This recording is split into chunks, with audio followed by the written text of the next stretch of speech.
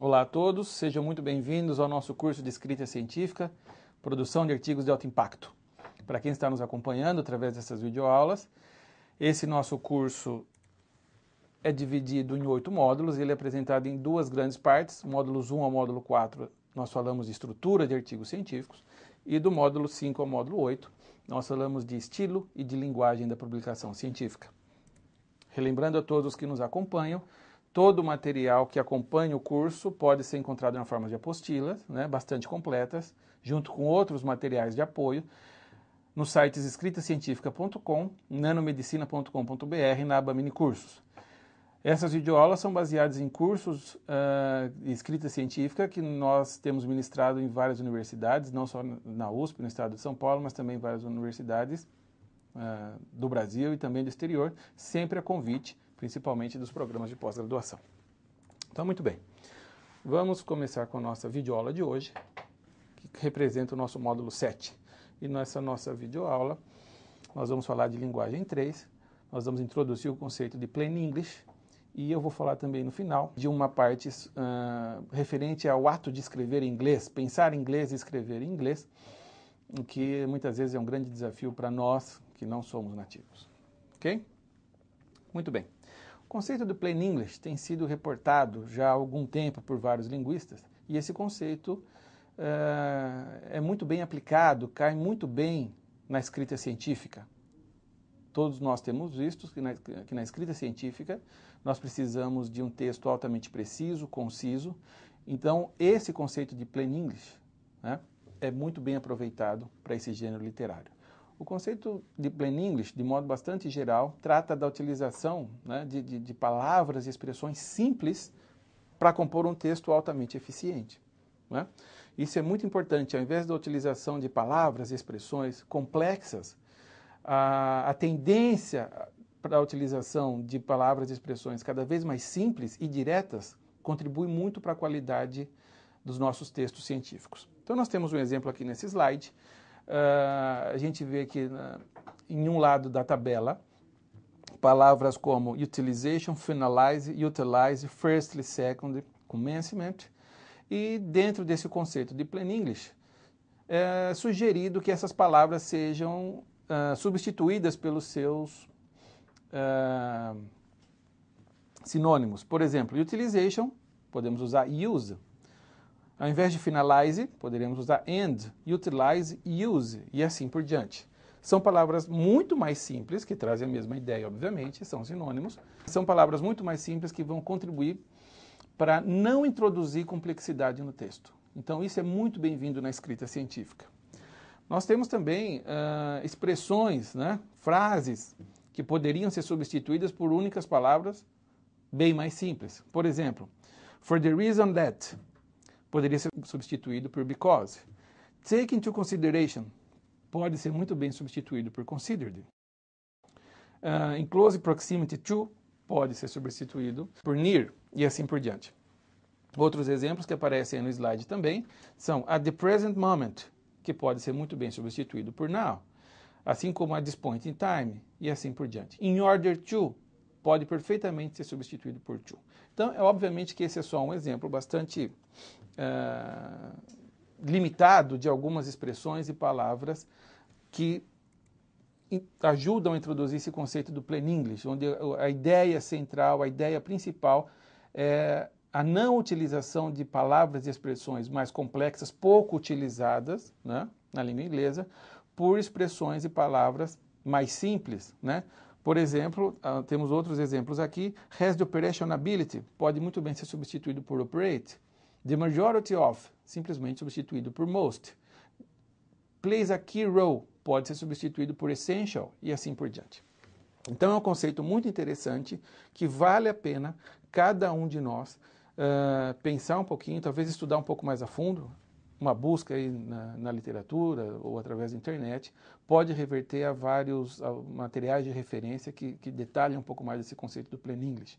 Isso é muito importante, principalmente para aqueles pesquisadores que estão começando aí no processo de escrita científica. Então vale a pena a gente desconstruir essa ideia errônea que muitas vezes nós temos, que para um texto ser eficiente, nós temos que procurar palavras que são pouco utilizadas, né? Palavras que são um pouco mais sofisticadas, um pouco mais elegantes. Então isso nem sempre é verdade. Então, desconstruindo esse conceito e deixando claro o conceito de que quanto mais simples o texto, em termos de palavras e expressões, melhor nós vamos conseguir, então, produzir artigos de eficiência, não é? E de alto impacto, que é o grande objetivo desse nosso curso. Dentro desse conceito ainda de Plain English, eu gosto de trazer alguns exemplos que eu vejo com muita frequência nos artigos que eu leio, que chegam até a minha mão para revisar e assim por diante. E parece que a gente usa algumas expressões com muita frequência, e expressões que geralmente não adicionam nada ao texto científico. Parece que a gente tem uma predileção por essas expressões, a gente aprende, a gente ouve e acaba usando isso com muita frequência e nunca para pensar que essas expressões poderiam ser evitadas. Por exemplo, olha essa segunda expressão. It's relevant to mention here that the results. Nesse caso, nós temos aí 9 palavras. O autor está usando 9 palavras para não dizer nada até o momento. É o que a gente chama de writing nothing, né? São expressões que poderiam ser muito bem eliminadas do nosso texto, indo direto ao ponto. Então, vale a pena a gente pensar com um pouco mais de calma, se a gente não está lançando mão de expressões que a gente ouviu, gostou e acaba escrevendo com muita frequência, mas que realmente estão deixando o nosso texto mais complexo. Ok? Eu gostaria de falar ainda de alguns casos específicos de algumas palavras dentro desse conceito de Plain English que muitas vezes podem trazer complexidade ao texto, principalmente pela falta de precisão. A primeira dessas palavras é a palavrinha fato, né, ou fact em inglês. Muitas vezes a gente encontra nos artigos científicos this fact is related to alguma coisa e assim por diante, ou this fact can be explained by alguma coisa. A palavrinha fact pode significar um monte de coisas, né? Como, por exemplo, um efeito, uma hipótese, um valor, um fenômeno e assim por diante. Então, a nossa dica é, sempre que possível, seja mais preciso. Sempre que possível, né, substitua a palavrinha fact por aquilo que ela representa mesmo. É um valor, é um fenômeno, é um efeito. Né? Então, em vez de colocar this fact, coloque this effect, this observation, this phenomenon e assim por diante. Né? O mesmo se aplica para a palavrinha case. Dentro desse contexto, eu gostaria de falar também de uma outra palavrinha, que é a palavra work. Muitas vezes, principalmente para nós que não somos nativos, acabamos usando a palavrinha work dentro de um contexto que não seria o ideal, naqueles casos onde nós queremos mostrar o objetivo, o propósito do nosso trabalho. Então, é com bastante frequência que nós encontramos em textos de não nativos a seguinte expressão: in this work we propose alguma coisa, in this work we show alguma coisa, ou investigate alguma coisa e assim por diante. Essa expressão in this work, que a princípio não há nenhum problema, não é muito utilizada, por exemplo, pelos nativos na introdução do objetivo do trabalho ou do propósito. O problema vem quando a gente começa a chamar esse documento, o artigo científico que está na mão do leitor, como work, né? Esse paper. Então isso pode criar alguma confusão para os leitores, né? Um pouco mais hábeis aí, no inglês. Né? Então a minha sugestão é, sempre que possível, ao invés da expressão in this work para introduzir seu propósito, coloque in this paper, como nesses exemplos que nós vemos aqui, nesses 2 trechos retirados de artigos científicos. No primeiro texto, a gente percebe que o autor coloca in this paper, detail characteristics of the hydrated e assim por diante. Né? É um texto de escritor nativo, então você tem opções. Pode colocar in this paper, in this study, in this investigation, ou mesmo here. Here we show that alguma coisa, e assim por diante. Então você introduz o seu propósito sem necessariamente usar essa expressão in this work. Né? Vejamos esse segundo exemplo, nesse mesmo slide, em outro em outro artigo científico, que o autor coloca a expressão in the work reported here. Então veja que nesse caso também não há nenhum problema. Essa expressão é diferente da expressão in this work. Não é? A palavrinha work entra aqui com uma outra conotação. Então vale a pena a gente atentar um pouco ao uso dessa expressão, não é? Para introduzir o nosso propósito. Ainda dentro desse conceito de palavras e expressões que deveriam ser utilizadas com mais prudência, digamos assim, com mais cautela na escrita científica, eu gosto sempre de falar dessas 5 palavras, né? Preliminary, careful, obtained, novel and successfully, dentro desse contexto do plain English e mais o que eu estou chamando de bom senso do autor. Então veja, um artigo científico deveria trazer poucas vezes a palavra preliminary, ok? O que é preliminar não deveria aparecer num artigo científico. Não que não vá aparecer a palavrinha preliminary num artigo científico, não é nada disso. Mas nós também não podemos toda hora nos referir a resultados preliminares ou a conclusões preliminares dentro de um artigo científico, porque não é o caso, né? O mesmo serve para as palavrinhas careful, novel, successfully. Então, veja, não há muito sentido o escritor dizer, o autor do artigo científico, enfatizar muito que as suas amostras, por exemplo, foram cuidadosamente preparadas. Claro, é o mínimo que o editor da revista espera, que você tenha tratado o seu trabalho com muito cuidado. Então é redundante, né? Você não precisa, é mais ou menos óbvio dizer que aquilo foi cuidadosamente preparado. O mesmo serve para successfully. Os resultados foram obtidos com sucesso e assim por diante, expressões que a gente encontra nos artigos científicos. Veja, isso é mais ou menos o óbvio, não é? Porque também, lembrando que se você não tivesse tido sucesso na obtenção desses resultados e que suportaram as conclusões do seu trabalho, você não estaria reportando agora, não é? Então, vale a pena a gente pensar um pouquinho se essas palavrinhas devem aparecer com frequência no nosso artigo científico, no nosso texto científico. Muito bem. Eu gostaria de falar agora de um outro problema, principalmente para aquelas pessoas que não estão ainda com um bom nível de inglês, né? Que é o fato de você pensar, estruturar frases em português e depois querer trazer isso para o inglês. E isso raramente funciona, então é muito complicado. O ideal é que você pense em inglês, estruture a sua sentença em inglês, né? E escreva em inglês. Particularmente para nós brasileiros, né, na nossa língua portuguesa, nós temos aí muitos artigos numa sentença, nós acabamos escrevendo coisas como essa que aparece aí na tela para vocês. Olha, vamos dar uma olhada nessa sentença e vocês me ajudam a analisar. The method of diagnosis employed for determination of tumor of breast was the immunoassay ELISA, ou ELISA, né?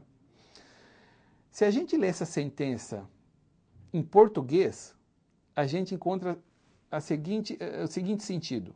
O método de diagnóstico empregado para a determinação do tumor de mama foi o imunoensaio ELISA. Então, notem que essa é uma sentença estruturada em português, com vários artigos aí na sentença, é uma sentença estruturada em português com palavras em inglês.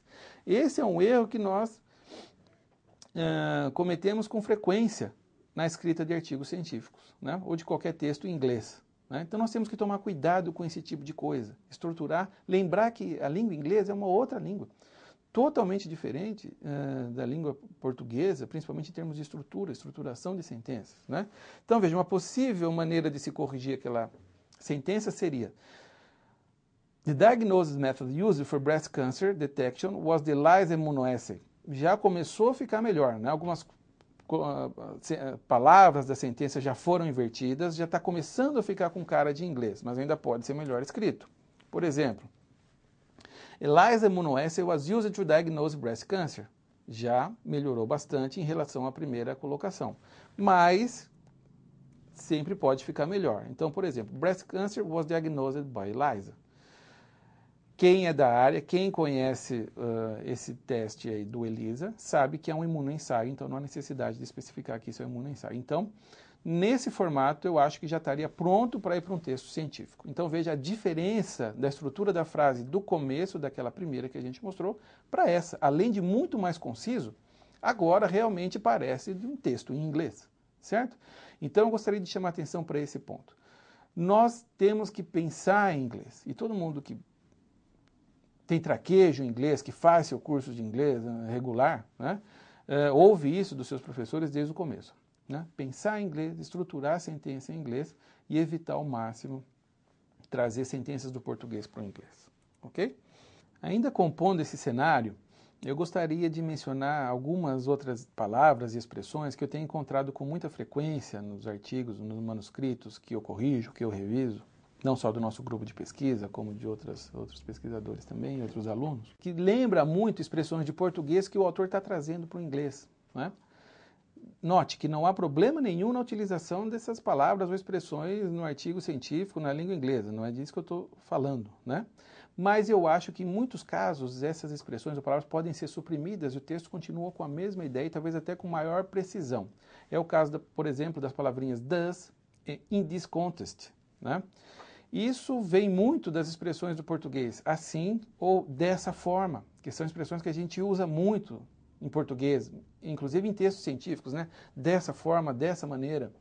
Então, sempre que você lança a mão dessas expressões do seu texto científico, pare, olhe, analise a sentença para ver se e tire, né, essa expressão e veja se o resultado, se a ideia ficou melhor ou pior. Né? Eu tenho certeza que vai ficar melhor, se é realmente necessário você usar essa sentença. Nessa outra parte dessa videoaula de hoje, eu gostaria de introduzir para vocês agora 2 websites que são muito importantes e que nos ajudam a decidir qual a melhor expressão ou jargão, né, ou palavra para ser usada num determinado trecho do seu artigo científico.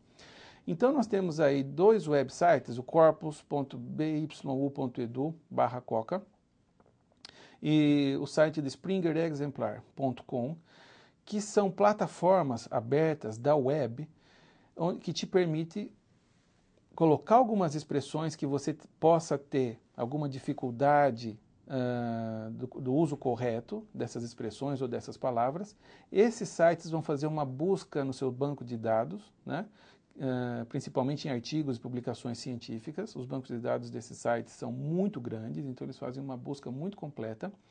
E eles retornam trechos de textos científicos, inclusive com a referência completa, onde aparecem essas palavras ou essas expressões que você está com um pouco de dificuldade, um pouco de dúvida no uso correto, não é? No seu uso correto. Então, esses sites eu já tenho visto e recomendado para os alunos, para o pessoal dos nossos cursos, são muito bons e vale a pena ser acessados e serem aí utilizados no processo de escrita científica. Né? Então você pode usar isso, por exemplo, uma das aplicações para a utilização desses sites é na hora que você tem que decidir ou saber qual a preposição correta para cada verbo, por exemplo. Então nós temos aqui nesse slide uma lista com vários verbos aí que são seguidos de proposição e nem sempre é fácil a gente saber qual proposição acompanha corretamente cada verbo. Então se você digitar nessas plataformas que nós mencionamos esses verbos, você vai perceber então com qual frequência qual preposição aparece e isso pode te ajudar a perceber, a saber qual é a preposição correta, não é? Então vale a pena a gente investigar, né? Tomar algum tempo aí para navegar por esses sites e aprender a utilizá-los corretamente. Muito bem, para finalizar essa nossa videoaula, esse módulo 7, eu tenho feito um apanhado de algumas palavras que a gente acaba, por vários motivos, usando de forma não muito adequada, né? Usando na forma não mais apropriada, por exemplo, digamos assim, no seu texto científico. Né? E eu gostaria de compartilhar algumas dessas palavras com vocês, e dependendo da área de vocês, eu acho que pode ser bastante útil. A primeira delas é a palavrinha administrar, né, em português, né?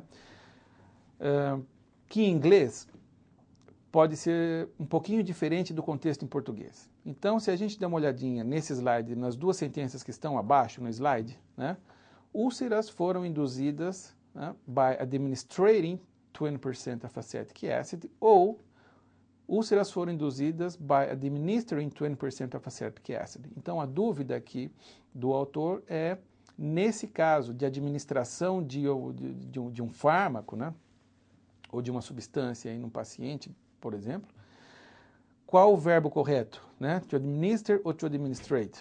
Se fosse em português, né, nós já saberíamos que o verbo é administrar, não há diferença. Mas em inglês, o verbo correto seria to administer, né? Então, em inglês há essa diferença, né?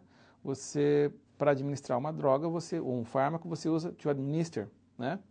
E o verbo to administrate é aquele que se refere a gerenciar, né? Uma grande empresa, por exemplo. Então, em português não há diferença, mas em inglês há diferença e vale a pena a gente conhecer. Principalmente para quem é das áreas médicas e biológicas, pode lançar mão desses verbos. Outra coisa, que duas palavrinhas que são extremamente simples, mas que, né, surpreendentemente ainda causam confusão, são as palavrinhas análises com I e análises com E, né? Então, qual é a expressão correta aí nessas duas sentenças abaixo no slide? Thermal analysis were carried out using DSC, ou the infrared spectroscopy analysis com I was performed, né? Então, se a gente conhecer essas palavrinhas, a gente percebe que as duas sentenças estão corretas. Análises com I é uma análise, é singular, e análises com E é plural, né? Então, é impressionante ver que ainda muitos alunos acabam tendo alguma dificuldade nessas palavrinhas análises, né? E análises com E. Outra palavra que a gente usa bastante em escrita científica e pode causar alguma confusão, em português seria, né, reprodutível. Nossos resultados são reprodutíveis, né? Esse termo, essa expressão reprodutíveis, como que eu uso em inglês? Reproductive ou reproducible, né? Então, de novo, né? O termo correto em inglês seria reproducible, né? E não reproductive, certo? Então, para você dizer que aquilo pode ser reproduzido, pode ser repetido, né? O termo é results were reproducible, ok? Outra série de palavras, né, são essas, through, e though, né, que acabam gerando confusão porque elas têm um spelling parecido, né, são aquelas palavrinhas, né, que geralmente na hora da digitação, no processo, na escrita, pode haver alguma confusão onde vai o R, onde vai o H e assim por diante. Muitas vezes é o próprio software que corrige, aí ele pode trocar uma pela outra. Então, vale a pena a gente conhecer o sentido certinho de cada uma dessas palavras para não ter problemas. Então, o problema vem do spelling nessas palavras, né? Então, through é aquilo através de, né, como a gente já conhece. Through é aquela expressão, né, de alguma coisa que é feita com muito cuidado, né, completo, né? E though tem o mesmo significado que however, nevertheless e assim por diante, né? Então, no exemplo aqui fica bastante claro. Calculations were made through computational simulations. Substrates were thoroughly washed with pure water. Calculations generally agreed with previous results, though at least one discrepancy appeared. Então, vale a pena a gente conhecer essas palavrinhas, né? E o problema aqui vem do spelling, né? Bastante parecido dessas palavras. Outra série de palavras, né, que podem gerar uma certa confusão são increase, enhance and improve. São bastante utilizadas na escrita científica e muitas vezes a gente percebe que são utilizadas no texto não da melhor forma possível, né? São colocadas num contexto errado. Então, vale a pena a gente entender o significado de cada uma dessas palavrinhas e usá-las corretamente. Increase é alguma coisa que se torna maior em número, em tamanho, em grau e assim por diante. O enhance vem para aquelas situações onde você adiciona valor a alguma coisa que já é boa, por exemplo. Diferente do improve, que significa, então, mudar de nível, né? Alguma coisa que não é tão boa e se torna boa, não é? Então, nesses exemplos fica bem claro, né? The number of transgenic species increased in the last years. Computer software, que já tem uma conotação positiva, enhanced with the advent of internet. Melhorou. Treatment improved the patient's condition. Então, a condição do paciente não era boa, e o improvement vem para dar o sentido de que uma coisa que não era muito boa ficou melhor, né? Ficou boa. E para finalizar, a palavrinha data, né, que significa dados, não é? Só para tirar alguma confusão que pode aparecer, recentemente nós temos visto que a maioria dos materiais de referência tratam data como uma palavrinha no plural, e eu recomendo que a gente use sempre nesse sentido de plural, realmente, né? Mas em alguns casos, ela pode, como nos diz aí esse dicionário, nesse segundo exemplo, pode ter um sentido mais para o singular. Então, para evitar qualquer confusão, a minha sugestão é que a gente use data aí sempre com esse sentido e significado no plural, e você, né, não vai ter problemas nenhum. ok? Algumas das fontes que nós utilizamos nessa videoaula de hoje aparecem aqui. E eu gostaria de agradecer a todos por estar conosco nessa videoaula, no nosso módulo 7, relembrando todo o material de apoio, inclusive as apostilas que acompanham esse curso. Podem ser baixados aí do site escritacientifica.com e nanomedicina.com.br. Nós alimentamos 2 Twitters, né? Escrever Artigos e o Writing Papers, sempre com dicas e informações sobre escrita científica. E muito obrigado por nos acompanhar nessa videoaula e até a próxima.